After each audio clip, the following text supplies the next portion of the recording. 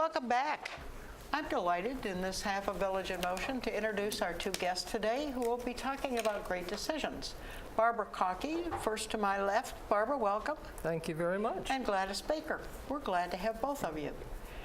Where would you like to start? Well, both of us have a couple of prepared thoughts and ideas, and if you don't mind, we can start there. All right. First of all, I have been introduced. I am Barbara Kauke. My husband Ken and I were asked to join the Great Decisions Committee, having been at Green Spring for a little over a year. Then in 2016, Gladys Baker asked if I would be a co-leader with her, and the rest is history. Gladys has been involved with Great Decisions for the last 14 years.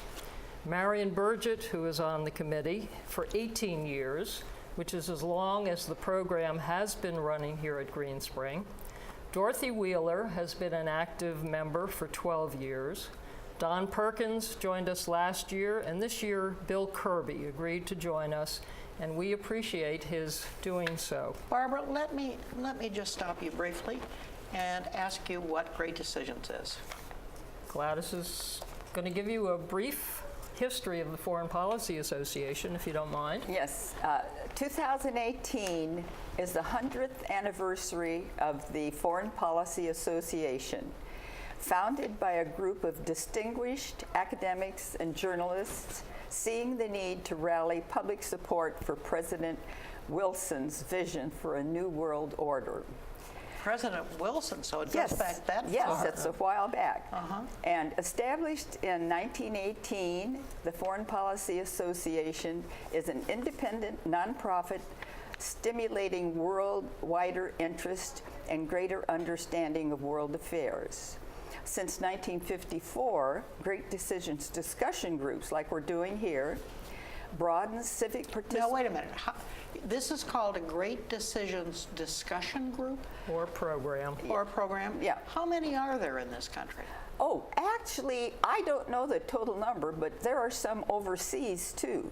Oh, there are? Yes. So this has been going since 1918. Actually, the discussion group started in 1954, but the Foreign Policy Association, which sponsored and started this, is 1918. And those were State Department type folk?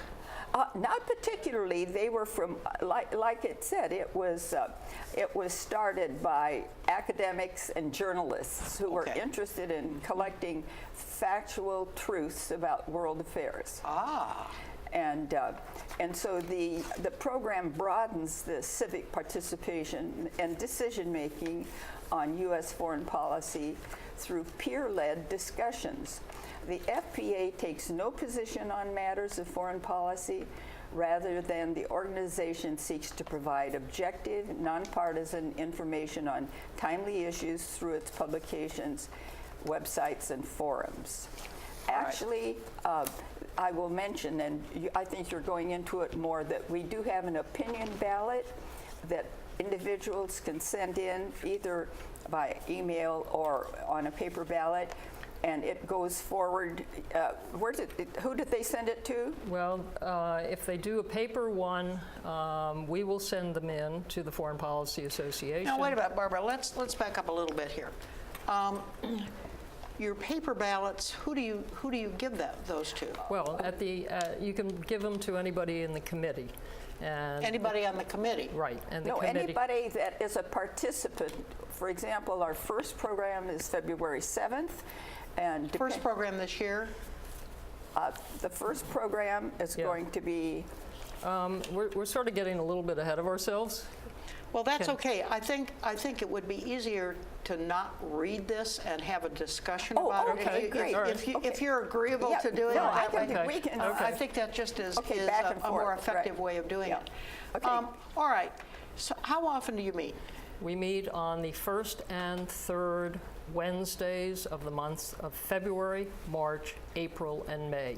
There's a total of 8 programs, and this briefing book covers 8 chapters. Each one is a topic that we will discuss. So in other words, and this is the same in all the groups all over the country. Correct. And Okay, that you have the same 8 topics. And the is topics change every year? The topics change every year. Yes, all right. depending upon what is happening in the world. Barbara, do you have to sign up ahead of time? How does that work? No, there's no registration whatsoever. Everybody is welcome to attend. We meet in the Akatink room on, as we've said, on Wednesdays from 10:30 until 12 noon. And the format that we use, because we do have so many residents that come, usually... Do you? Yes, we do. Yeah, the original idea was a group of maybe 20, 25 people at a long table, and they were responsible personally for researching and talking about a topic. They took turns. But since we're here, we reformatted the whole thing so everybody could come. All right, and can everybody participate in the discussion? Yes, anybody Okay. who lives here. Well, it's sort of less of a discussion. What we do, there is a DVD which is also presented or prepared by the Foreign Policy Association. So this 30-minute DVD we show at the very beginning. What we have been doing is we have been getting speakers from the outside to come and talk on the topic. And the speaker will talk to us for 30 minutes or so, and then we will open up the floor for questions and discussion. All right, so your meeting is 30 minutes of the DVD, Correct. 30 minutes of an outside expert speaker. Correct. And this would be such a wonderful area to get wonderful speakers. Yeah, Green Spring has a huge number of people that worked overseas and are very interested. So we're pleased with the And response. actually, our first topic is being run by, or our speaker is going to be Teresa Tull, Ambassador Teresa Tull. And the topic... A resident here. A resident, a Green Spring So I heard resident. her name. And the first topic in the book that we are going to, and we for the most part try to follow the chapters of the book, although if we can't get a speaker and he can't make it on that particular date, we'll shift. But the first topic is the waning of Pax Americana. And Ambassador Tull she is a career diplomat. She spent many years in the East Asian countries, and with her experiences, she should be wonderful for running this program on Pax Americana, the waning of Pax Americana. Oh, that sounds fascinating. Tell us, Barbara, tell us, or Gladys, tell us some of the other topics you're having this year. Well, actually, February, March, April, May, we have 2 topics each month, and we have a sequence. And the first one is Pax Americana. The second one... If I can just take care of the second one. Sure. The second one is Russia's foreign policy. And of course, that is a topic that is definitely in the news every single Pretty day, pertinent, minute, yes. hour, whatever. One might say yes. Okay. Yes. And for this one, we actually have a speaker who's returning for the 3rd year. He is an ambassador, Richard Kuzlarich, who teaches at George Mason University. And he's a dynamic speaker, and he's wonderful in how he makes his presentation and gives us more background. Very timely. Yes, very, very timely. Yeah. So he is our second speaker and second topic. And you do also have, that's Russian foreign policy, and then actually I have the third one. Correct. China and America, the new geopolitical equation. Of course, you know, my little bug in the ear is South China Sea. I don't hear too much about it, but this particular topic it's by David, the one who produced the chapter in the book was David Lampton. And in the last 15 years, China has implemented a wide-ranging strategy of economic outreach and expansion of all its national capacities, including military, diplomatic.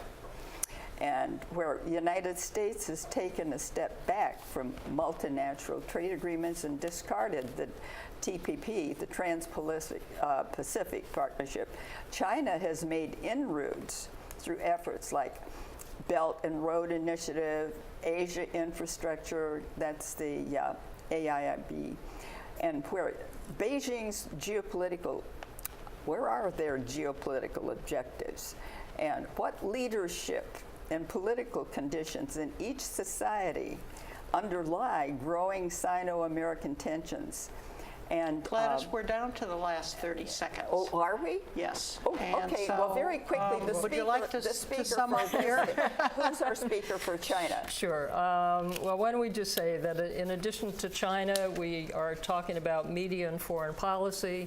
We have a topic, Turkey and partnership in crisis, U.S. global engagement in the military, South Africa's fragile democracy, and global health, progress and challenges. So I just want to make one plug for the briefing book. It is available. We've sold all the first order of books. Where does one get it? If I think Paulette may have put On the bulletin put board. it on the board, but this is on the bulletin board, and down to the bottom for $28. If you call my telephone number, we will put you on a list and we will reorder books. Oh, all right, good. Do you have a list of residents who are interested, and do you put things in the cubby? How does that work? Well, we have watch the bulletin board? emails. I have email addresses. Oh, all right, and we good. send out notices for those who have given us email addresses. All right. Also, there are bulletins on there are posters on the bulletin boards. There are posters that are put up for 3 days in the lobbies of the dining areas. And in addition, look at Channel 6 and Channel 8. All right, and get in touch with you to be put on your list. Absolutely. Yes, and anyone, if you're eating dinner with a committee member, you can ask them questions Well, too. how do folks, well, you named them. This is true. Right. Well, folks, this is very interesting. Gosh, this sounds like your topics are just wonderful. The topics are definitely timely. They're very timely. They are. Yep. They are. Well, Thanks so much for coming in today. This is really very interesting.